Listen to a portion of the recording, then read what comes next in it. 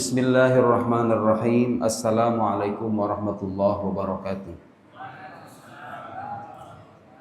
Alhamdulillah wassalatu wassalamu ala habibina wa syafi'ina Rasulillah wa ala alihi wa sahbihi wa man walah wattaba'a hudah wa ba'd. Allahumma akhrijna min dhulumatil wahm wa akrimna bi nuril fahm waftah alaina bi ma'rifatil ilm wa sahhil akhlaqana bil hilm. وجعلنا ممن يستمعون القول فيتبعون أحسنه سبحانك لا علم لنا إلا ما علمتنا إنك أنت العليم الحكيم ولا حول ولا قوة إلا بالله العلي العظيم اللهم علمنا ما ينفعنا وزدنا علما وبعد. Alhamdulillah, malam hari ini bapak-bapak, ibu-ibu semuanya, kita semua dipertemukan di masjid ini. Ini pertama kalinya saya datang ke sini. Alhamdulillah senang bisa berjumpa dengan saudara-saudara kami di Cibubur ya. Perjalanan saya sekitar 76 kilo. Itu kalau 6 kilo lagi bisa dijamak sholat saya mah. Malam minggu lagi. Alhamdulillah. Semoga apa yang sudah kita upayakan, mungkin ada yang lebih jauh dari saya di antara bapak-bapak semuanya. Mudah-mudahan apa yang kita upayakan bisa menjadi amal jariah kita kelak di akhirat. Semoga 1 jam ke depan saya bisa datang dengan sesuatu yang bermanfaat, yang bisa dibawa pulang. Kita duduk malam hari ini tentu dengan tujuan yang sama. Kita semua ingin memperkokoh keimanan kita kepada Allah Subhanahu wa taala, memperdalam rasa keimanan kita yang boleh jadi selama ini terasa hampa bagi sebagian kita. Pertama kali ke masjid ini saya dihadapkan dengan tulisan yang besar itu. Itu setahu saya, seingat saya gitu ya, baru kali ini saya nemu masjid kutipan besarnya itu hadis itu. Biasanya kan innallaha wa malaikatahu yusholluna 'alan nabi gitu ya. Atau lafaz syahadat, atau ayat kursi, atau Allahu nurus samawati wal ard mathalan nurihi kamishkatin fiha misbah, atau potongan-potongan ayat yang lain. Ini menarik nih hadis ini. Masjid syafaat li ahlil kabair min ummat. Itu ide dari pengurus masjid ini, Pak. Apa jangan-jangan pelaku dosa semua pengurus masjid? Ya, husnuzon saya ini memang Pak, kalau boleh jujur ya, ini mah pendapat pribadi saya. Sepertinya memang di zaman sekarang ini kita ini yang ditugaskan menarasikan agama, menyampaikan agama, mendakwahkan agama tuh harusnya lebih mengedepankan narasi atau ceramah keagamaan yang bisa memupuk harapan. Bukan hanya ancaman-ancaman yang menakutkan. Kan hadis kayak begini memupuk harapan kan ya. Jadi pendosa-pendosa itu datang ke masjid ngeliat hadis ini, wah saya dapat syafaat Nabi Muhammad, wah tenang hidup saya, kan gitu ya. Itu harapan banyak orang.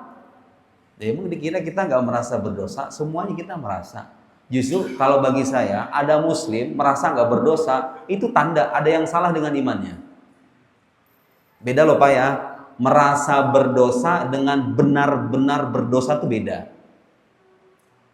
Kita kalau baca tarjamah atau biografi para ulama salafus soleh, itu mereka ketika lalai 1 menit aja, bagi mereka tuh dosa gitu loh.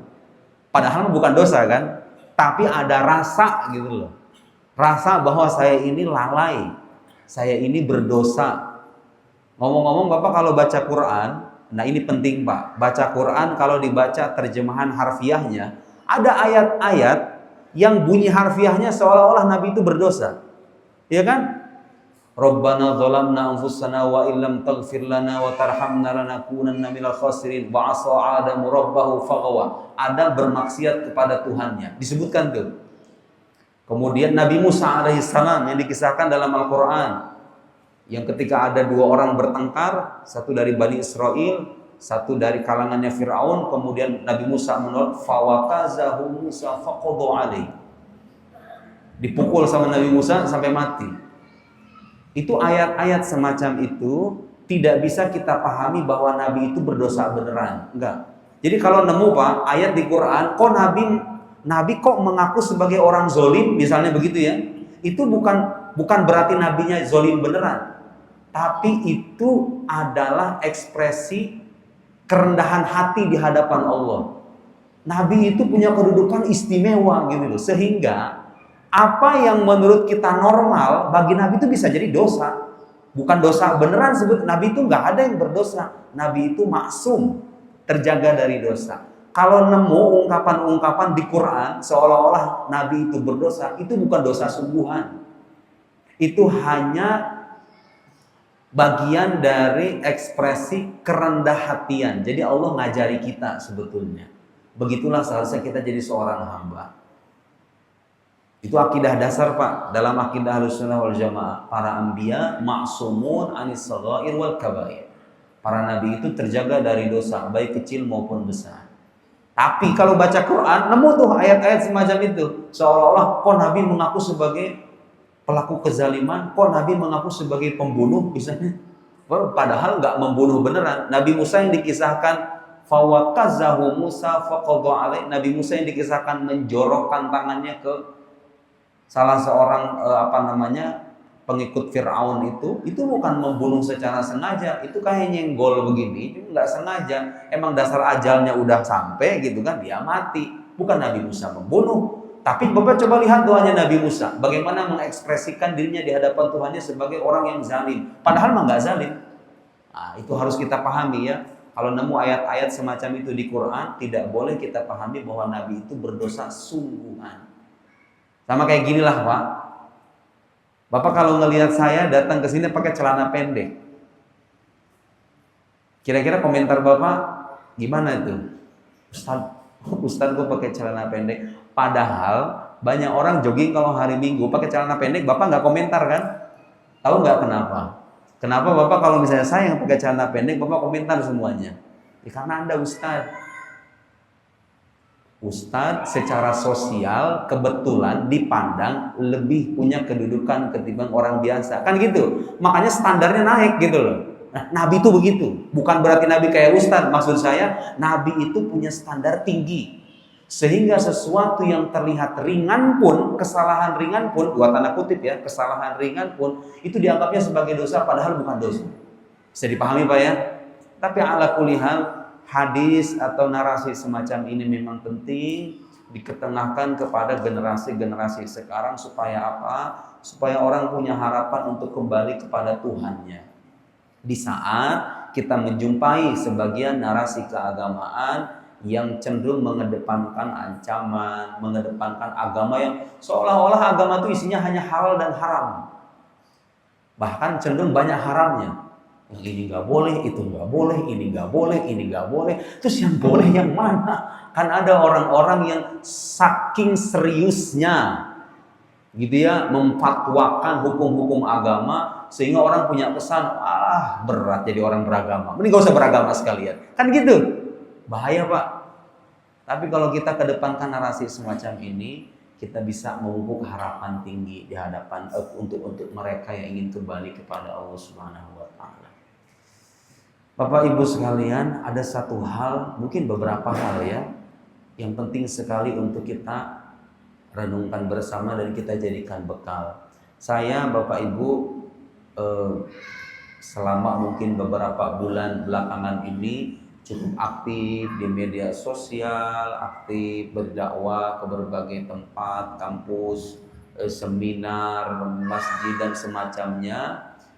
Bahkan di perjalanan Pak, di perjalanan saya ke sini itu tidak jarang ya saya menjumpai pertanyaan-pertanyaan yang mulai meragukan akidah keagamaan, terutama dari kalangan anak-anak muda. Ini saya bacakan Pak.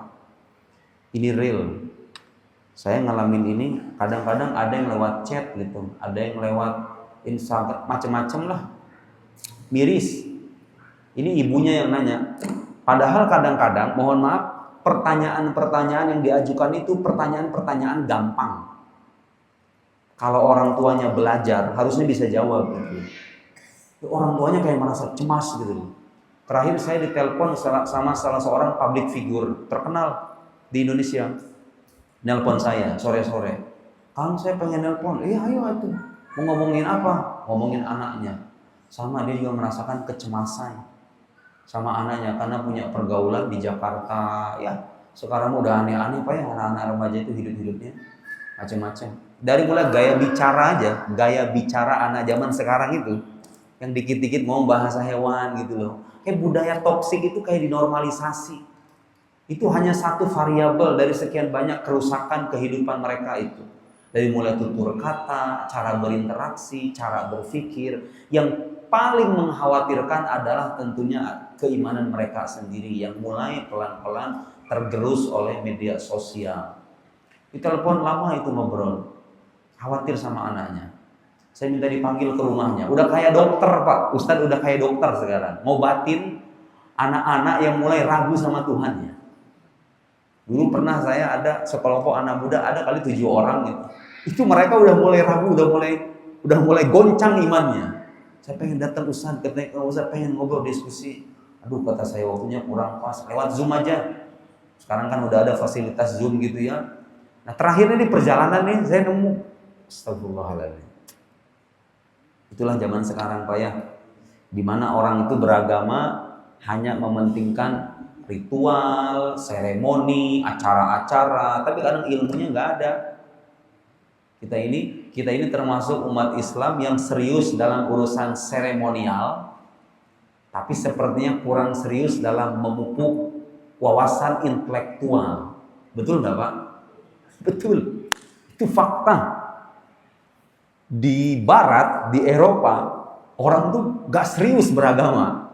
Bahkan memandang agama itu sebagai produk budaya aja gitu. Ya biasa-biasa aja. Kalau kita kan serius beragama ya. Meskipun serius beragama, masjid di mana-mana, kiai, surplus kiai bahkan kalau kita. Koruptor masih banyak. Orang korupsi masih banyak, kayak kehancuran moral kita saksikan gitu ya, integritas para pejabat publik. Udahlah nggak usah bahas begituan. Tapi ala kulihal begitu Pak. Ini saya ada pertanyaan kayak gini. Ini sebagai contoh aja ya Pak, bahwa sering sekarang nih kalau misalnya Bapak atau mungkin ada di antara adik mahasiswa yang aktif di media sosial. Saya juga ngeliat tuh Pak, anak-anak muda yang ateis yang bikin short video, itu viewersnya banyak. Padahal kalau saya simak gitu omongan dia itu mah materi kuliah lama saya di Al-Azhar udah selesai semua. Apa yang disampaikan, coba nanti kalau nggak percaya mungkin ada 1-2 mungkin ya anak muda, kita coba aja diskusi. Pernah nggak Bapak nemu satu pertanyaan, Bapak bingung cara jawabnya. Saya pernah waktu itu diundang ke Serpong, pokoknya di satu sekolah di Serpong ya. Itu mahasiswanya cerdas-cerdas, karena emang sekolah elit. Saya ngisi hampir 3 jam. Saya bilang sama siswa-siswanya, kamu semua saya perbolehkan nanya apa aja. Termasuk pertanyaan-pertanyaan yang selama ini dilarang sama guru-guru kamu. Nanya sama saya. Dan saya mau menggaransi, kamu yang mau nanya, maju ke depan. Kalau seandainya jawaban saya tidak memuaskan, kamu jangan pulang, diam aja di sini. Itu saya 3 jam Pak, ngeladenin mereka. Pertanyaannya aneh-aneh anak-anak muda itu, di kepalanya, dikeluarin sama mereka semuanya. 3 jam selesai dialog, itu belum selesai. Selebihnya saya bilang, udah ini kayaknya waktunya nggak cukup. Silakan yang mau nanya pakai lewat kertas saja. Saya pulang dari sekolah itu, bawa segepok kertas kayak gini. Isinya itu apa? Pertanyaan-pertanyaan itu. Pertanyaan-pertanyaan aneh seputar agama, seputar keyakinan gitu. Betapa mencemaskannya ya anak-anak muda sekarang. Nah inilah pentingnya saya kira, di samping kita menunaikan ibadah, seremoni keagamaan, acara-acara besar gitu ya, mingguan, bulanan. Orang Indonesia mah ada orang meninggal aja ada 7 harian. Di Arab saya nggak ada Pak. Di Arab itu kalau ada orang meninggal doain aja. Kalau kita kan ada 7 harian, ada 40 harian ya, ada natus, ada haul. Bagus, nggak ada yang salah dengan itu. Tapi kita ingin orang-orang ini gimana caranya supaya memerhatikan sesuatu yang lebih mendasar. Apa itu? Yaitu ilmu. Beragama itu memang harus, apa akibatnya Ustaz kalau nggak beragama tanpa ilmu? Ya begini, Anda bisa terpapar oleh virus-virus semacam itu tuh, virus-virus keraguan itu. Ya kalau jadi orang tua nanti nggak bisa jawab pertanyaan anaknya, kalau jadi guru nggak bisa jawab pertanyaan muridnya, kalau jadi anak muda ya kumpulnya sama orang-orang agnostik, orang-orang ateis itu. Pentingnya ilmu tuh begitu. Dia nanya begini, Mbak. Saya nggak tahu ini Bapak kalau dikasih pertanyaan ini bisa jawab, karena ini pertanyaan gampang. Ustaz bagaimana? Jadi nanya, anaknya itu nanya ceritanya sama ibunya yang WA. Bagaimana kalau sebenarnya Tuhan itu tidak ada dan orang-orang cuma percaya karena keyakinan mereka sendiri? Apakah semua itu berarti cuma kepercayaan manusia aja? Soalnya agama kan berdasarkan keyakinan, dan kita juga nggak pernah tahu keyakinan kita itu benar 100% atau tidak. Kita kan beragama cuma yakin aja Pak, yakin ada surga, yakin neraka, yakin dengan Tuhan, tapi kan cuma keyakinan doang. Dari mana kita tahu 100% kalau itu benar-benar gitu loh? Kalau itu sungguh-sungguh benar, tahu dari mana? Kalau itu benar, kenapa harus Islam yang dipilih gitu loh? Kenapa nggak yang lain aja? Pertanyaan sederhana, tapi kalau nggak bisa jawab, selama ini kita kemana aja jadi Muslim kan gitu? Kita jadi Muslim, berislam, bersyahadat, bersaksi tiada Tuhan selain Allah, Muhammad utusan Allah. Tapi ditanya begini gak bisa jawab. Selama ini Bapak Ibu kemana aja? Dalam hati saya ngomong kayak gitu. Ini kan pertanyaan dasar banget. Jadi gimana kita bisa tahu kalau keyakinan kita itu benar? Kalau kita meyakini Quran, meyakini isinya, meyakini Tuhan. Itu tahu dari mana Ustaz kalau dia benar-benar ada? Dan Quran ini benar-benar dari Tuhan, itu gimana ya? Banyak ini pertanyaannya. Tapi kira-kira intinya begitulah. Ini pertanyaan kayak gini Pak banyak. Di media sosial kadang-kadang ada yang suka lewat DM, Instagram atau lewat WhatsApp gitu ya, macam-macam. Itu jadi PR nanti di belakang Pak. Saya mau mengulas hal yang tidak akan, nanti kita jawab juga. Ya mudah-mudahan waktunya pas. Ini hanya sebagai sampel Bapak Ibu sekalian untuk menggambarkan tugas yang penting yang harus kita tanamkan dalam kesadaran terdalam kita. Bahwa sebagai Muslim kita ini semuanya berkewajiban secara fardu ain. Fardu ain. Fardu ain itu artinya sama kayak sholat tuh, nggak bisa diwakil-wakilin. Semuanya harus tahu. Awal wajibin alal insan ma'rifatul ilahi bistiqan. Kewajiban pertama bagi manusia itu adalah mengenal Tuhannya. Saya datang ke satu sekolah elit, beda lagi nih sekolah ceritanya. Saya nanya sama siswa-siswanya, ini sekolah Islam Pak, sekolah Islam siswanya banyak. Sekolahnya mewah lagi. SPP-nya itu sebulan kalau nggak salah sekitar 2 juta rupiah. Sekolah elit. Saya cuma ngasih pertanyaan yang tadi itu. Adik-adik semuanya saya punya pertanyaan. Udah lama kan jadi Muslim? Udah lama beragama Islam? Saya cuma satu pertanyaan. Apa kewajiban pertama kita sebagai orang berakal sehat? Kewajiban kita yang pertama sebagai manusia. Ada yang satu jawab, yang perempuan menutup aurat Ustaz katanya. Menutup aurat. Yang lain bilang wajib berbakti sama orang tua. Yang lain bilang wajib sholat. Yang lain bilang wajib menolong, yang lain kayak gitu-gitu jawabannya. Anak sekolah Islam, sekolah elit dikasih pertanyaan paling dasar gak bisa jawab, jawabannya salah semua. Saya tunggu sampai ada kali 1 jam itu. Saya suruh mereka yang paling pintar sekalian, gak ada yang benar jawabannya. Yang benar, kewajiban pertama kita sebagai manusia itu adalah mengenal Allah Subhanahu wa Ta'ala. Karena itu wahyu pertama seperti yang kita tahu yang diterima oleh Nabi Muhammad sallallahu alaihi wasallam meminta kita untuk memperbanyak wawasan yang disimbolkan dengan membaca. Karena tanpa adanya wawasan, iman tidak akan terpahat secara mendalam. Itu real, Pak. Orang-orang yang imannya mantap pasti itu punya wawasan yang memadai menyangkut agamanya. Sebaliknya, orang yang cuma beragama ikut-ikutan doang itu mudah ragu, mudah bimbang, mudah tergerus oleh keraguan-keraguan yang berkembang di sekitarnya. Karena itu PR yang paling penting, membekali diri kita dengan pengetahuan. Baru setelah pengetahuan tertanam, kita sembah Allah Subhanahu wa Ta'ala dengan amal soleh. Makanya Bapak kalau baca Quran, di Quran itu hampir dalam banyak ayat selalu disandingkan antara iman dengan amal soleh. Betul nggak Pak? Kalau baca Quran itu, wabashiril ladina amanu wa amilus solihati anna lahum jannatin tajri min tahtihal anhar kullama ruziqu minha min thamaratin rizqan qalu hadza alladzi rizqna. Di surat Al-Baqarah, walladzina amanu wa amilus solihati ulaika ashabul jannati hum fiha khalidun innal ladzina amanu wa amilus solihati wa aqamus salata wa atuz zakata lahum ajruhum inda rabbihim wala khaufun 'alaihim wa lahum yahzanun wa may ya'mal minas solihati min dzakarin aw untha wa huwa mu'min fa ulaika yadkhuluna jannata wa la yudhamuna naqira. Man amila salihan min dzakarin aw untha wa huwa mu'min falanuhyiyannahu hayatan thayyibah. Selalu iman itu disandingkan dengan amal soleh. Artinya kita ini kalau mau tahu ringkasan inti dari agama yang kita anut, itu terangkai dalam dua kata tadi. Satu, bagaimana caranya supaya kita bisa beriman secara mantap dan lurus.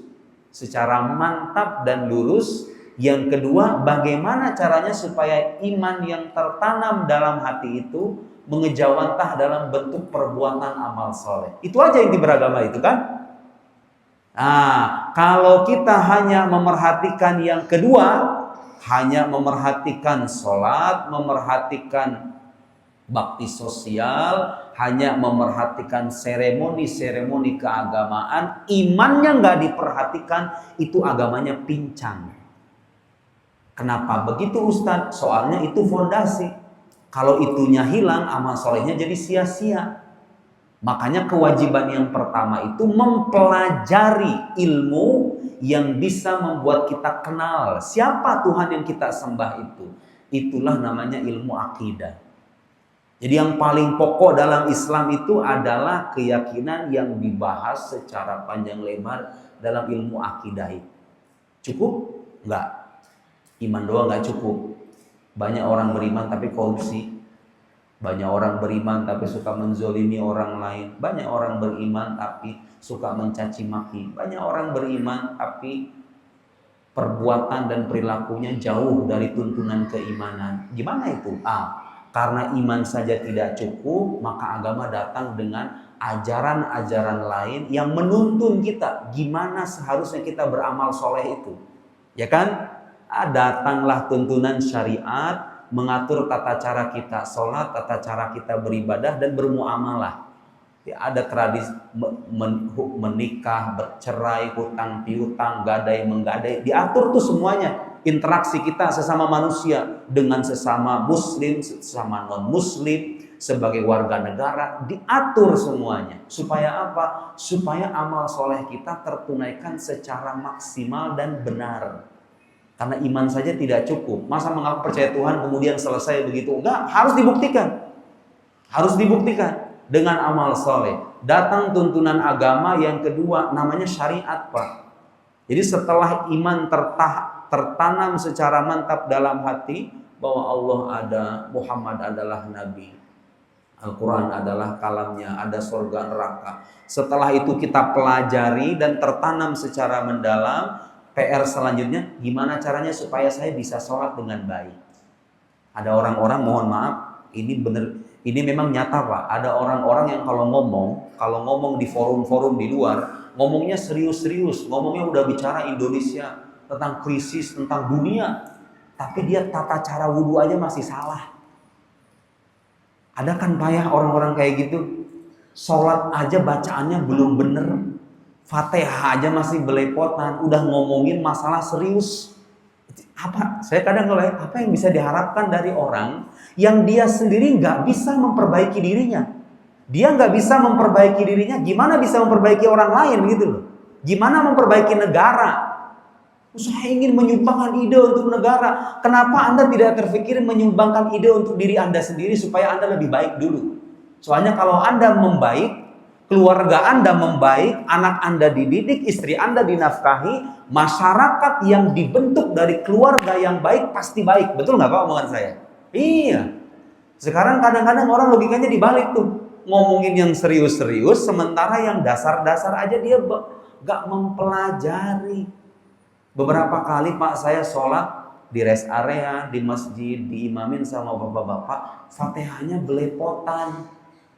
Ya saya cuma nanya, Bapak selama ini kemana aja? Dalam hati gitu ya, nggak negur langsung. Bapak kemana aja Pak? Itu kan yang paling pokok. Nah masa dengan alasan sibuk kerja sampai baca Fatihah aja nggak ada waktu, kan itu namanya mohon maaf Pak ya, kan kayak nggak tahu diri gitu loh. Sama Allah dikasih usia 60 tahun, 50 tahun. Masa buat baca Fatihah doang kayak merasa nggak punya waktu? Di saat scrolling handphone bisa 2 jam, 3 jam, bahkan 4 jam. Ada riset bahkan katanya orang masyarakat dunia itu rata-rata menggunakan handphone 8 jam. Itu riset yang saya baca Pak, rata-rata. Mungkin kalau anak-anak muda lebih dari itu. Ya kita hitung aja Pak, Instagram bisa 2 jam. TikTok, Facebook. Ya kan? Itu kalau kita bagi, belum kita kalau komentar di masing-masing platform. Belum kalau kita broadcasting di WhatsApp, kita sebar ke grup ini, ke grup sana, habis waktu kita gara-gara handphone itu. Guru saya bilang setelah baca penelitian itu katanya orang zaman sekarang kalau megang handphone 8 jam mereka bisa. Coba aja katanya, itu 8 jam mereka gunakan buat ibadah. Mereka bisa jadi wali semuanya. Iya kan? 8 jam yang kita gunakan buat handphone, coba Bapak bagi dengan baca Quran, baca wirid, sholat sunnah, menghafal Quran, hidup Anda akan produktif, bekal ke akhirat banyak, Anda bisa jadi wali itu. Dengan statistik kayak gitu ya, kalau dialihkan, coba sekarang, itu fitnah zaman sekarang Pak. Itu fitnah dan ujian hidup orang-orang di zaman sekarang. Terangkum dalam medsos ini. Jadi itu. Di samping berkeyakinan atau memantapkan keyakinan, PR yang tidak kalah penting, pelajari ilmu yang menuntun kita beribadah dengan benar. Yang pokok-pokok aja. Ya tata cara bersuci, tata cara mensucikan diri dari hadas kecil, hadas besar. Kalau misalnya ada punya kesempatan haji, ya fikih haji. Kalau mau jadi pebisnis harus belajar fikih jual beli. Kayak gitu tuh, ilmu-ilmu yang begitu yang pokok. Nah tapi pada prakteknya Pak, ada orang-orang yang imannya mantap, pengetahuan tentang syariatnya komplit, halal haram udah terbayang di kepalanya. Bahkan dia bisa ngedalil. Ini halal, ini haram, dalilnya apa? Pinter dia. Tapi mencabuli santrinya. Ada tuh Pak, ya begitu ya. Ada yang kayak gitu. Melakukan tindakan asusila. Padahal siapa? Padahal ustadz. Yang kalau ditanya akidah, hafal. Disuruh menjelaskan halal haram, hafal. Dengan bahkan boleh jadi hafal Quran. Itu terjadi. Hafal Quran. Bukan Qurannya yang salah, deh, mendasar orangnya. Karena itu, di samping ada ilmu yang menuntun kita dalam berakidah, menuntun kita dalam bersyariah, pada akhirnya ada elemen ketiga dari agama ini yang tidak kalah penting, yaitu akhlak. Selesai 3 itu dipelajari dan diamalkan, udah selesai, kita jadi muslim yang paripurna itu. Iman tertanam secara mantap dan dasarnya adalah pengetahuan, harus pengetahuan. Soalnya kalau enggak Bapak nanti nemu pertanyaan kayak tadi nggak bakal bisa jawab. Tadi kan anaknya nanya, itu gimana Ustadz kita supaya tahu kalau apa yang kita yakini itu benar-benar sah gitu loh. Bukan cuma dasarnya keyakinan asal mau percaya doang. Apa buktinya? Kan kita baru bisa jawab Pak kalau kita belajar. Kalau kita belajar ilmunya, bukti-bukti itu kan dipelajari di ilmunya. Apa buktinya kalau Tuhan ada? Apa buktinya kalau Nabi itu beneran Nabi? Sebelum kita bicara syafaat, bicara surga neraka, itu sosok yang bernama Muhammad itu beneran Nabi atau bukan? Harus diajarkan, dipahami, baru tertanam dalam hati kita. Harus dipelajari. Setelah iman tertanam, syariat kita tunaikan, pada akhirnya agama ini Bapak Ibu sekalian tidak akan terlihat secara nyata dampaknya dalam hidup tanpa adanya yang ketiga ini, yaitu akhlak. Di saat sekarang kita menjumpai saudara-saudara muslim kita yang kalau zuhur datang ke masjid, asarnya udah mengumpat di handphone. Subuh-subuh sholat di dalam masjid, baca Quran, tapi dia menggibah, menzolimi orang lain, mencaci maki sesama saudaranya sendiri, mencoreng-coreng wajah ulama, menghardik, merasa ini yang paling benar, yang lain salah semuanya, padahal dia sholat. Agama jadi terlihat kering kan Pak, ketika melihat ada orang pecinya rapi, jenggotnya panjang gitu loh, jubahnya putih, kemana-mana bawa tasbih, tapi kalau dengar kajiannya bawaannya kita pengen berantem sama orang lain. Itu ada tiba-tiba penceramah kayak gitu. Kalau kita dengar kajian itu bawaannya apa? Selesai ceramah kita pengen nyalahin orang, yang ini salah, yang itu salah, yang benar dia doang. Dan jargonnya itu, inilah Islam yang sangat sesuai dengan salafus saleh, ini yang sesuai dengan Al-Quran, ini Islam yang sesuai dengan sunnah, yang lain semuanya sesat, itu menyimpang dan seterusnya. Orang itu seharusnya ngaji, menghadiri kajian, tampil sebagai muslim yang punya rasa empati kepada muslim yang lain, menjadi muslim yang berakhlak terhadap muslim yang lain, bukan mencaci maki. Itu baru ilmu, namanya ilmu yang manfaat. Kalau selesai mengaji, selesai dengar ceramah, kita jadi pengen berantem sama orang, ya namanya bukan ilmu yang manfaat, itu namanya ilmu yang mencelakakan kita, nauzubillah. Tapi itu terjadi Pak. Nah karena itu perhatikan Pak, Nabi itu sebetulnya kalau kita baca hadis-hadisnya, itu saya kalau baca hadis-hadis tentang asyratus sa'ah, tentang tanda-tanda akhir zaman, Nabi itu kayak monitoring kita, kayak udah tahu gitu loh, yang kita alamin itu seperti apa dan bagaimana kita menyikapinya. Kita akan renungkan ini Pak, ini PR buat kita semuanya termasuk saya. Dalam satu hadis riwayat Imam Muslim, juga diriwayatkan oleh Imam Tirmizi, ada hadis bunyinya itu begini: badiru bil a'mal fitanan kaqita'il lailil mudlim. Bergegaslah kalian dengan melakukan amal saleh sebelum datangnya fitnah. Nabi melukiskan fitnah ini seperti qita'al lail al-mudlim, seperti malam yang gelap gulita. Fitnah akhir, kata Nabi, nanti akan ada zaman di mana fitnah itu beliau lukiskan seperti malam gelap gulita. Bapak, kalau seandainya ini cahaya kita matikan lampu terus gelap, tahu nggak Pak apa yang dialami sama orang dalam kegelapan itu? Bingung, harus megang yang mana. Saya mau pergi, kalau ini ditutup semuanya rapat begitu, dan ini ruangan besar, ruangan segini sih mungkin masih oke. Tapi kalau ruangan besar, gelap gulita, hitam pekat, kita itu bingung harus kemana, ya kan? Terjadi kan Pak sekarang orang-orang yang beragama dan merasa kebingungan, saya harus ikut yang mana ini? Saya harus berada di mana? Apa yang harus saya lakukan? Gimana ini cara menyikapinya? Terjadi kan Pak ya? Buka handphone ngelihat berita, yang benar yang mana sih sebetulnya? Yang ini bilang korupsi, yang ini bilang dizolimi, yang benar yang mana gitu loh. Ini polisinya yang jujur atau penjahatnya yang baik, kemudian dia dizolimi, atau dia beneran jahat, polisinya yang jahat, bingung kita. Termasuk saya Pak. Saya sampai pada titik sekarang kalau dengar kabar orang korupsi, saya mulai ragu loh Pak. Itu orang korupsi beneran apa dizolimi sih sebetulnya? Gitu. Saking apanya itu? Saking kita hidup pada zaman di mana kebingungan itu memang sudah terjadi. Nabi melukiskannya seperti halnya malam gelap gulita. Orang pengen megang yang mana tuh nggak tahu gitu loh. Tapi ada solusinya. Bener kan gambaran Nabi itu, bener kan hidup kita itu? Allah alam, makanya nggak usah mikir panjang-panjang. Yang belum kawin segera kawin ya, pesan saya ini beneran. Takut keburu mati doang. Kalau kiamat beneran terjadi, sayang kan belum merasakan nikmatnya dunia. Cepetan, yang muda-muda tuh, kalau udah selesai kuliah cepetan, gak usah banyak standar. Jangan bikin nyari-nyari spek bidadari, nggak bakal ketemu.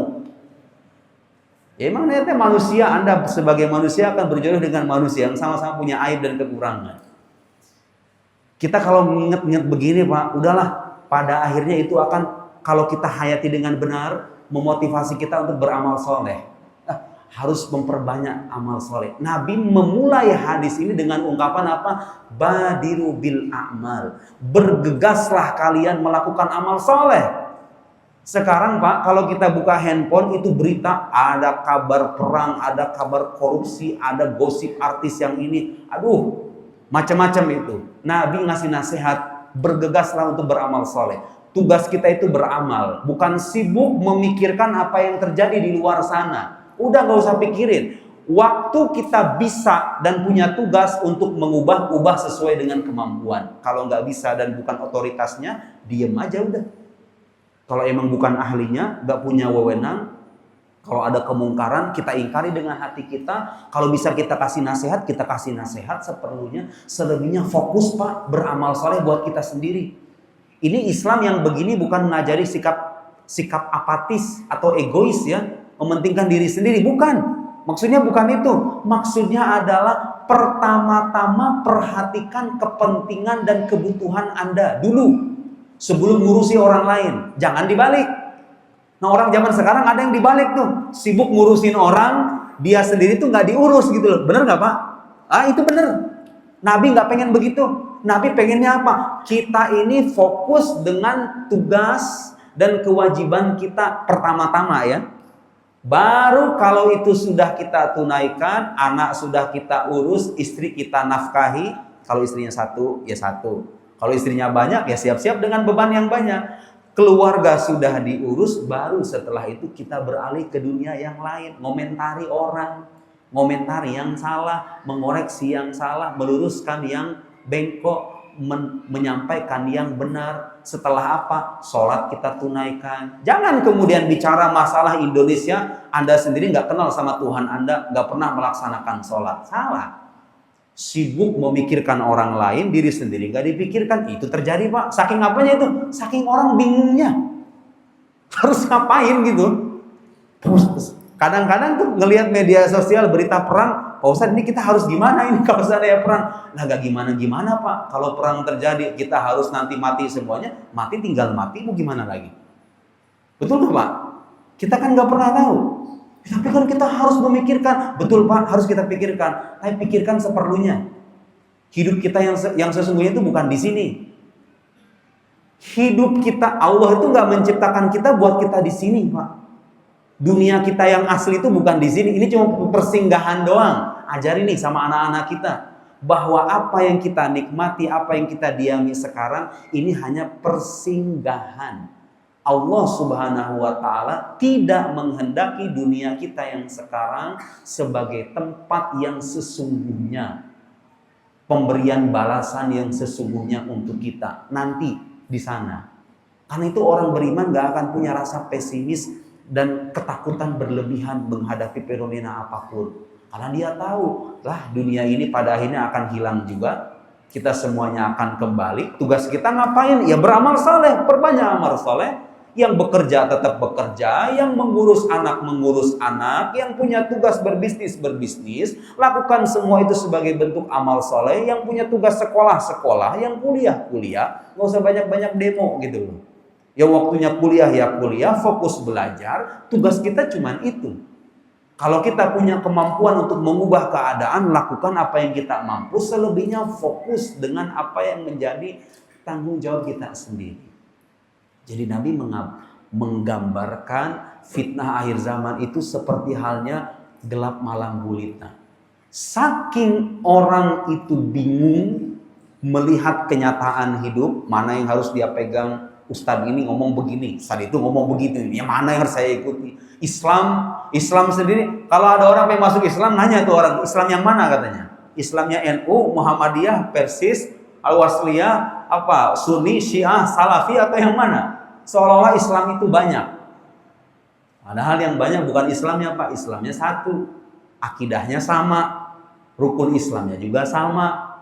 Meskipun ada sebagian kelompok yang menyimpang. Kita tahu itu. Tapi secara umum prinsipnya sama. Islamnya mah satu. Cuman penafsiran tentang Islamnya berbeda-beda. Nah, yang beda-beda ini ada yang benar, ada yang salah. Yang salah ini bisa jadi salahnya bisa ditolerir, bisa jadi salahnya menjurus pada bid'ah, bisa jadi salahnya menjurus pada kekufuran. Nah, orang zaman sekarang saking mungkin sempitnya wawasannya, ngelihat yang beda dikit, oh ini menyimpang. Ngelihat ini beda, punya pendapat yang berbeda, oh ini sesat, ini kafir. Semakin orang itu luas wawasannya, semakin dia terbuka dengan perbedaan pandangan. Jadi itulah pentingnya ilmu. Nah, saking orang itu bingungnya menghadapi kenyataan, Nabi bilang, yusbihur rajulu mu'minan wa yumsi kafir. Jadi kata Nabi Shallallahu Alaihi Wasallam, saking membingungkannya orang di masa itu, orang itu di pagi hari jadi orang beriman, waktu sore udah jadi kafir. Sebaliknya sorenya beriman, paginya kafir lagi. Maksudnya apa, Pak? Sebetulnya sekarang itu mungkin orang gak secara terus terang ngomong kafir, aku udah kafir, enggak. Tapi saking sudah merebaknya pemikiran-pemikiran sesat, dia sendiri gak sadar gitu bahwa imannya sudah lenyap. Ya kayak tadi itu, Pak, kayak orang-orang ragu kayak gini nih. Dia udah mulai ragu dengan keberadaan Tuhannya, mulai gak percaya dengan agamanya. Dia mungkin gak ngomong saya sudah kafir, gak ngomong begitu. Tapi dianya gak sadar. Saking apanya? Saking sudah masifnya pikiran-pikiran sesat itu merebak di tengah masyarakat, masuk ke dalam benak kepala kita. Sehingga orang gak sadar. Dia sholat mah sholat, padahal imannya udah gak ada. Itu ada, Pak. Saya waktu di Kairo aja, 2000, saya masih ingat betul itu. Berita di Liputan 6. Itu ada kan, 2015 saya masih ingat. Saya baca berita ada seorang mahasiswi pakai jilbab rapi. Di kehidupan sehari-hari hampir gak pernah sentuhan tangan sama laki-laki. Saya baca beritanya begitu. Artinya perempuan yang sangat menjaga diri. Pas ditanya sama orang, kau masih percaya Tuhan atau enggak? Jawabannya enggak. Dia gak percaya Tuhannya. Itu ngapain jilbab? Ya mungkin budaya aja. Budaya dari keluarganya aja. Karena udah terlanjur aja kali. Imannya udah gak ada. Pak, lihat tuh. Artinya apa? PR besarnya buat kita, baik yang sudah dewasa apalagi yang remaja, PR besarnya adalah gimana caranya kita membekali terus-menerus diri kita dengan ilmu yang bisa memperkokoh keimanan itu. Karena itu tiket utama kalau kita mau selamat di sono. Di samping amal soleh tentunya, tapi iman itu adalah fondasi. Sekarang kan justru kebalikannya, kalau ceramah masalah akidah tuh orang pada ngantuk kadang-kadang. Tapi kalau ceramah isi guyonan itu ribuan yang hadir, Pak. Ya wajar kalau nemu pertanyaan kayak gini gak bisa jawab. Betul gak? Emang dasar kita beragamanya salah kok. Kan? Nah, itu satu. Kemudian jadi yang Nabi pesankan, di samping kita memperbanyak amal soleh supaya menyiapkan bekal di zaman fitnah, yang tidak kalah penting, Nabi kayak ngasih isyarat tuh, lihat tuh. Ada orang di pagi hari jadi orang beriman, sorenya udah kafir. Ada yang di sorenya beriman, paginya kafir. Berarti harus kita punya perhatian menjaga keimanan ini. Dengan apa menjaga keimanan ini? Ya dengan ilmu, apalagi? Apalagi jawabannya selain ilmu? Lingkungan tentunya juga, pastinya. Lingkungan. Berikan anak-anak kita lingkungan yang baik supaya imannya terjaga. Nah, selebihnya saya ingin membacakan hadis yang sangat bagus sekali. Di hadis yang lain, Pak, Nabi kasih solusi buat kita. Bagi yang suka bingung, Ustaz, perasaan saya melihat Ustadz Kiai di YouTube itu suka beda-beda. Harus mana yang saya ikutin? Gimana caranya supaya bisa tahu mana yang benar, mana yang salah? Suka ada pertanyaan kayak gitu, Pak. Saya udah kesekian kali ditanya kayak gitu. Gak pernah saya jawab, ikutin saya. Enggak, saya ngomong kayak gitu. Ikuti siapa aja yang berpegang teguh pada ajaran Islam yang sesuai dengan ahlus sunnah wal jamaah. Karena ada hadisnya. Perhatikan, Pak. Huzaifah ibn Yaman suatu ketika bertanya kepada Rasulullah Sallallahu Alaihi Wasallam. Hadisnya panjang, hadisnya sahih, panjang, gak akan saya bacakan teks hadisnya, tapi inti-intinya aja. Jadi ceritanya begini, Huzaifah bin Yaman nanya sama Rasulullah, ya Rasulullah, saya bacakan hadisnya sedikit aja ya, yang bagian-bagian ininya. Nah di sini, ya Rasulullah, kita ini dulu di zaman jahiliyah berada dalam keburukan. Saya terjemahkannya, berada dalam keburukan dan kebodohan. Kemudian Allah datangkan dengan kebaikan ini. Maksudnya agama Islam. Dulunya kita ini suka saling berperang, saling membunuh, ya berzina, mabok-mabokan. Datanglah Islam dengan kebaikan ini, kata Huzaifah ibn Yaman. Setelah kebaikan ini ada keburukan atau enggak? Kata Huzaifah ibn Yaman. Jawaban Nabi SAW, naam, ya. Akan datang keburukan lagi. Kemudian Huzaifah nanya lagi, Rasulullah, setelah keburukan itu ada kebaikan lagi atau enggak? Jawaban Nabi, ya, wa fihi dakhan. Dan di balik kebaikan itu ada kekeruhan. Apa maksudnya itu, Pak? Maksudnya kebaikan yang datang pada zaman belakangan ini, dia nggak sepenuhnya baik, sudah tercampur, terkontaminasi dengan keanehan-keanehan. Makanya kita jadi bingung, Pak, pengen nentuin yang mana yang benar, mana yang salah. Tuh Nabi ngasih gambaran tuh, keruh. Seperti air, Pak, yang tadinya bening tiba-tiba keruh, itu gimana coba rasanya? Mau nggak mandi pakai air keruh itu? Gitu minimal gambaran kasarnya begitu. Jadi kita ini seperti halnya berenang di air yang keruh gitu loh. Setelah kebaikan ini, setelah keburukan ini ada kebaikan atau enggak, kata Nabi? Ada, tapi ada kekeruhan. Terus Huzaifah ibn Yaman nanya sama Rasulullah, kekeruhan itu apa Rasulullah? Wa ma dakhanu? Apa kekeruhan itu? Kata Nabi, qaumun yahduna bighairi hadi ta'rifu minhum wa tunkir. Huzaifah, ada sekelompok orang, dia memberi petunjuk tidak dengan petunjukku. Kamu tahu dia, kamu tahu mereka, dan kamu mengingkarinya. Ada golongan-golongan, Bapak Ibu sekalian, di zaman fitnah itu, dia memberi petunjuk tidak dengan petunjuk Rasulullah Sallallahu Alaihi Wasallam. Melenceng artinya kan, golongan-golongan yang melenceng. Ingat Pak, jangan bayangkan yang melenceng ini yang ahli-ahli maksiat, ahlul kabair, yang ahli maksiat. Bukan Pak, bukan cuma itu maksudnya.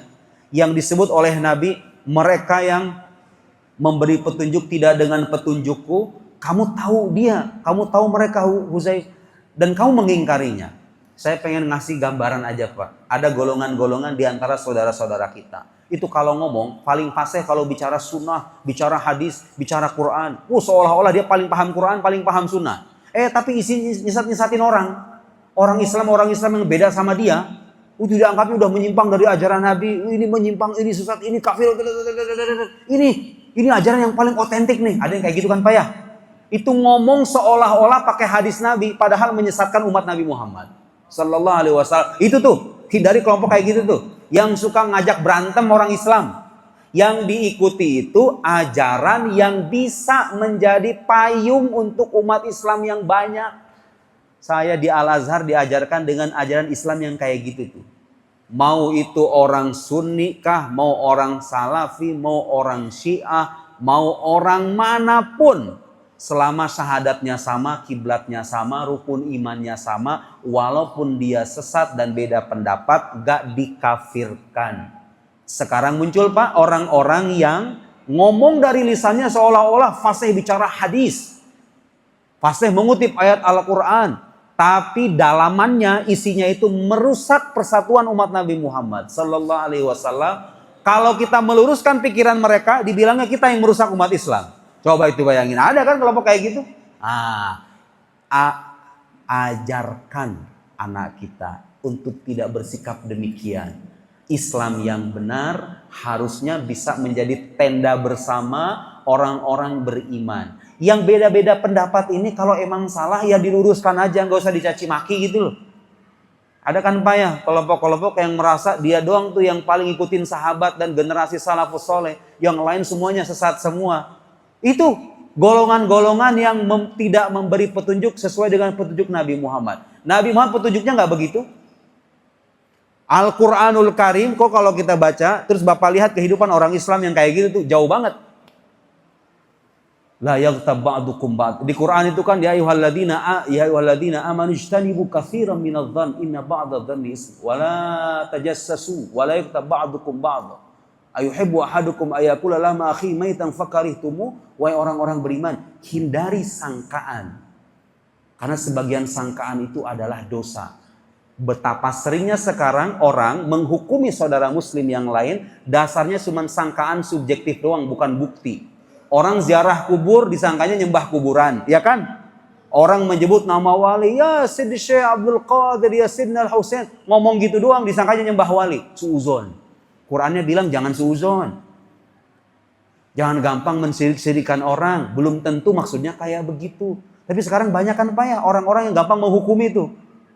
Melihat ada kiai ini bersahabat dengan orang Syiah. Oh ini kiai Syiah ini. Ngomong-ngomong saya pernah di Mesir itu ziarah ke makam Imam Husain. Imam Husain ini cucu Nabi Pak ya. Milik semua umat Islam itu. Sayyidina Husain itu. Rumah saya 5 menit. 5-7 menit ke makam Sayyidina Husain itu. Sebelum pulang, atau beberapa bulan sebelum, saya foto di sana. Di depan makam Imam Husain. Imam Husain itu cucu Nabi Muhammad Pak. Bukan cuma milik orang Syiah gitu maksud saya. Kan cucu Nabi. Masa kita nggak boleh ziarah ulama-ulama Al-Azhar, guru-guru saya, banyak orang soleh itu hampir nggak pernah libur makam itu. Dari mulai pagi sampai malam, penuh terus. Saya foto di situ. Kemudian pas sekitar 2 hari sebelum pulang, saya pergi ke makam Imam Suyuti. Imam Suyuti itu biasanya makamnya nggak dibuka. Kalau mau ziarah itu biasanya di luar. Waktu saya mau pulang, alhamdulillah itu penjaganya lagi di dalam. Saya minta masuk ke dalam. Kuburannya warna hijau. Saya foto di situ di depan makam Suyuti. Disebar di internet, itu foto dipotong. Nih, Nuruddin nih, ziarah ke kuburannya orang Syiah katanya. Astagfirullahaladzim. Itu Imam Suyuti yang punya tafsir Jalalain, yang kitabnya diaji di pesantren di Indonesia seantero jagat itu. Itu ulama Sunni, Ahlus Sunnah wal Jamaah. Imam Husain, emang siapa itu cucu Nabi Muhammad? Saya cuma foto doang, dibilang orang Syiah katanya Pak. Betapa dangkalnya, kuliah 9 tahun, bertahun-tahun, kadang-kadang dibantah sama 3-5 detik, 7 detik video gitu ya. Ini nih, dipotong-potong tuh zaman sekarang tuh, zaman-zaman motong kayak gitu. Ajaran Nabi Muhammad tuh kayak gitu. Merasa diri paling menjaga Islam, yang paling otentik, tapi akhlaknya nol. Ada kan yang kayak gitu ya? Hati-hati Pak. Itu dakhon. Itu kekeruhan. Yang bikin keruh orang Islam tuh itu tuh sebetulnya tuh orang kayak gitu tuh. Kita pengennya bersaudara sama siapapun. Apapun mazhabnya. Bersaudara sesama muslim, sesama umat Nabi Muhammad sallallahu alaihi wasallam. Muncul golongan-golongan yang merasa dia doang tuh yang paling benar, yang lain salah semuanya. Jangan ikutin kalau mau selamat dari fitnah akhir zaman. Iddakan. Itu ada sebagian ulama menafsirkan itu penguasa-penguasa zalim yang hidup pada zaman masa lampau. Mereka mendistorsi agama. Memberikan petunjuk kepada umat tidak dengan petunjuk Al-Quran dan Sunnah. Terjadi di masa lampau. Bisa juga kita maknai begitu. Ngasih makan gratis, ternyata isinya korupsi gratis. Misal, ini mah misal ya. Misal, contoh, misalnya. Jadi tampilannya, kenapa ketawa Pak? Saya kan nggak bicara di Indonesia, bicara yang lain. Ya misal, ini mah misal, bungkusnya bagus gitu loh. Tapi isinya kayak gitu. Ngasih makan gratis. Kita ingin memberdayakan masyarakat, membantu rakyat. Ternyata bagi-bagi jabatan gratis gitu. Kan terjadi ya. Nah itu tuh bungkus-bungkus kayak gitu tuh. Kita jangan sampai terpukau dengan tampilan-tampilan begitu. Kita mah nggak ngelatnat-latnat Pak. Kita mendoakan siapapun dari kalangan umat Nabi Muhammad, pelaku-pelaku dosa besar, kita doakan semoga dapat hidayah. Jangan suka melaknat-laknat siapapun, mau pemerintah, mau saudara, selama dia muslim. Nasihat guru kami di Al-Azhar, nggak boleh kita melaknat sesama muslim. Sebesar apapun dosa dia.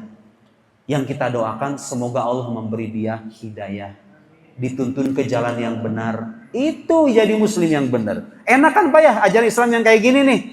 Gak banyak musuh gitu loh. Gak banyak musuh. Musuh kita itu siapa coba? Musuh kita adalah ajaran yang merusak persatuan orang Islam itu sendiri. Itu musuh kita bersama. Ajarannya bukan orangnya.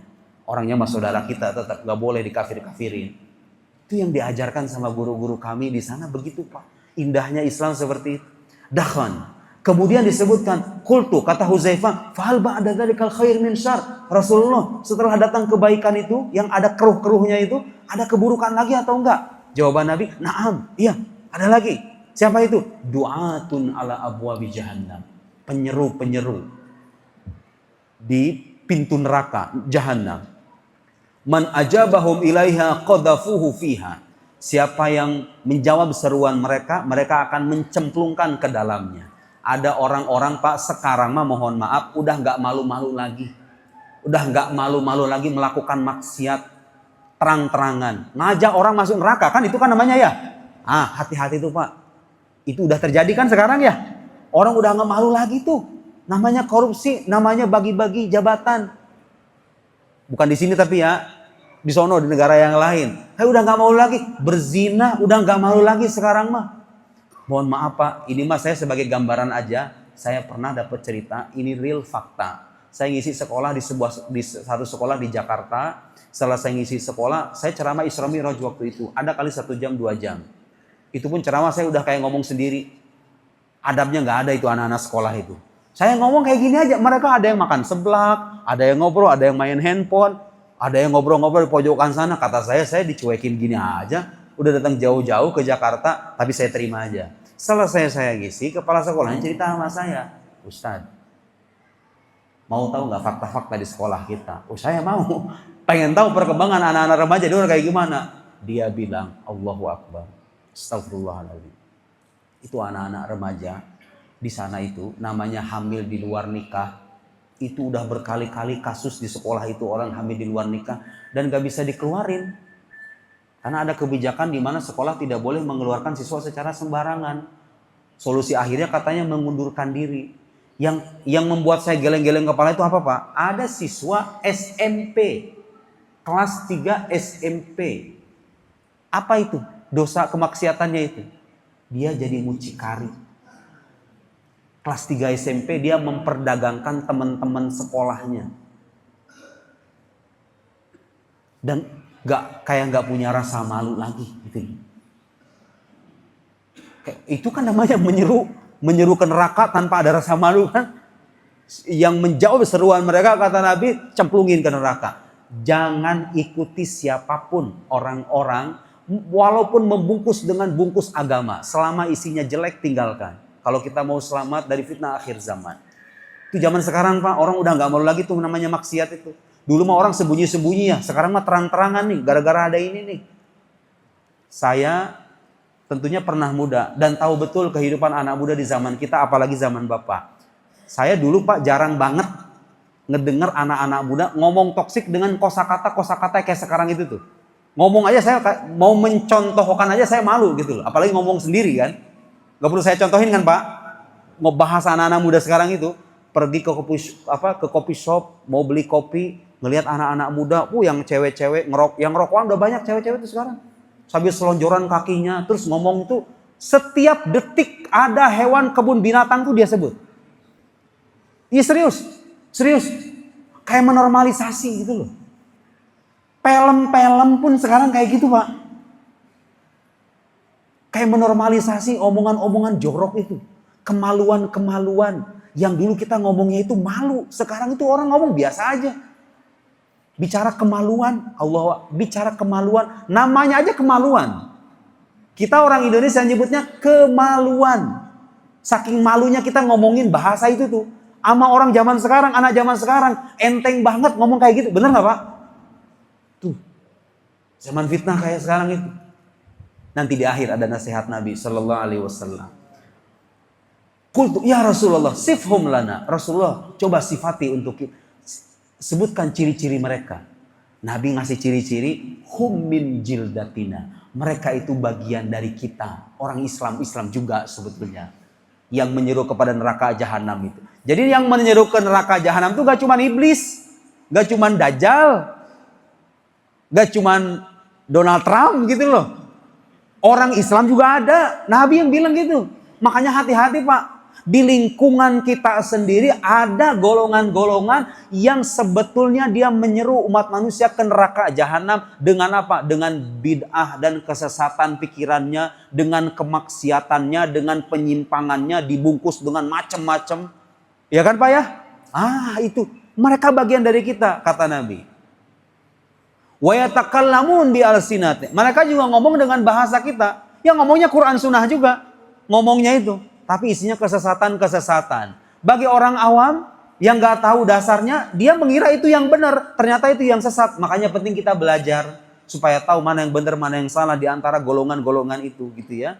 Nah, nasihat Nabi yang terakhir, Huzaifah nanya sama Rasulullah, "Fama ta'muruni in adrokani dzalik?" Rasulullah, engkau ingin memerintahkan apa kepadaku kalau aku suatu saat nanti bisa hidup di zaman itu? Kalau nanti aku sampai di zaman itu, apa yang kau perintahkan kepadaku Rasulullah? Ini perintah buat kita tentunya ya, karena kita hidup di zaman ini. Jawaban Nabi, talzam jama'atal muslimin. Ikutilah mayoritas umat muslim.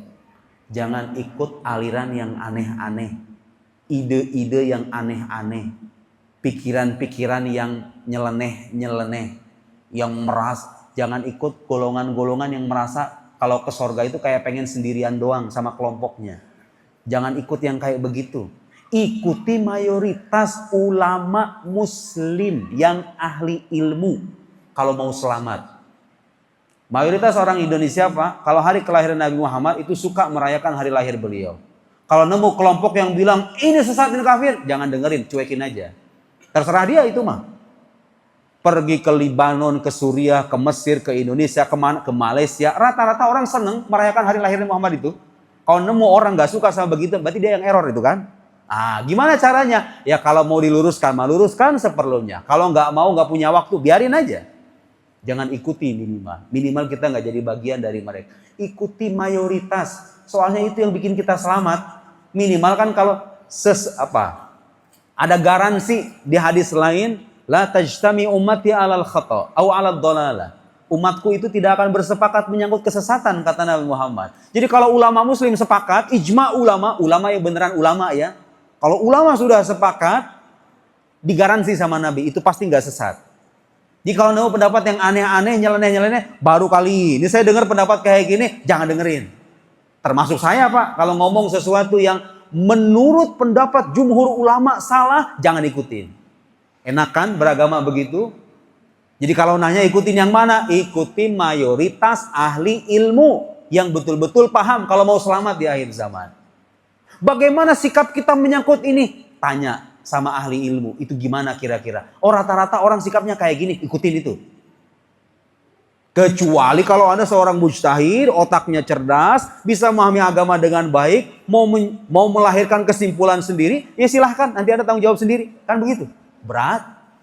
Tapi kalau kita merasa kita orang awam tidak punya kapasitas, ikuti mayoritas umat itu. Wa imamahum, dan pemimpin mereka. Pemimpin mereka yang betul-betul menegakkan dan memegang otoritas kaum muslim. Makanya ada pembahasan di kalangan para ulama al-khuruj alal hakim, memberontak pemerintahan yang sah itu nggak boleh Pak. Kok gitu Ustaz? Kok nggak boleh? Ya soalnya kalaupun itu pemerintahan dilengserkan, emang ada jaminan pemerintahan setelahnya lebih baik? Nanti kalau yang selanjutnya dilungsurkan juga, ada jaminan yang setelahnya lebih baik. Guru saya bilang, kamu mau mengganti pemimpin yang manusia dengan manusia juga kan? Katanya, selama dia manusia, penggantinya manusia, ya sama-sama punya kekurangan, punya aib juga. Karena itu selama dia tidak mengajak pada kekufuran, tidak memerangi agama, walaupun ada kesalahan-kesalahan, jangan memberontak. Salah dikritik boleh. Mengkritik, meluruskan, itu harus kadang-kadang. Dengan batas-batas tertentu. Tapi memberontak, makar, menghancurkan stabilitas negara, jangan. Ikuti pemimpin kaum muslim, ikuti mayoritas ahli ilmu dari kalangan kaum muslim kalau mau selamat, kata Nabi sallallahu alaihi wasallam. Oke, sekarang mungkin ini enggak sekarang, Pak, tapi mungkin ada zaman di mana Huzaifah nanya begini, fa illam yakun lahum jamaah wala imam. Rasulullah, kalau seandainya udah enggak ada lagi tuh jamaah kaum muslim, mereka udah tercerai-berai, imamnya juga udah enggak ada. Pemimpinnya nggak ada, orang Islamnya juga tercerai-berai. Gimana solusinya? Kalau sekarang mungkin kayak kita belum tahap ini ya, tapi suatu saat nanti nauzubillah, kalau seandainya benar datang zaman itu, zaman di mana orang Islam jangankan menyatukan orang Islam, pemimpinnya aja nggak ada, orang Islamnya juga nggak ada wujudnya, udah tercerai-berai kemana-mana. Jawaban Nabi Shallallahu Alaihi Wasallam, fa'tazil tilkal firaqi kullaha. Kamu jauhi semua kelompok-kelompok yang aneh-aneh itu. Walau anta'adda bi asli syajarah. Asli syajarah itu artinya apa namanya kalau bawah pohon itu, Pak? Kalau pohon itu di bawah pohon itu namanya apa? Akar. Kalaupun seandainya kamu bergelantung di bawah akar pohon, kamu lakukan itu hatta yudrikakal maut wa anta ala dzalik, sampai kamu mati.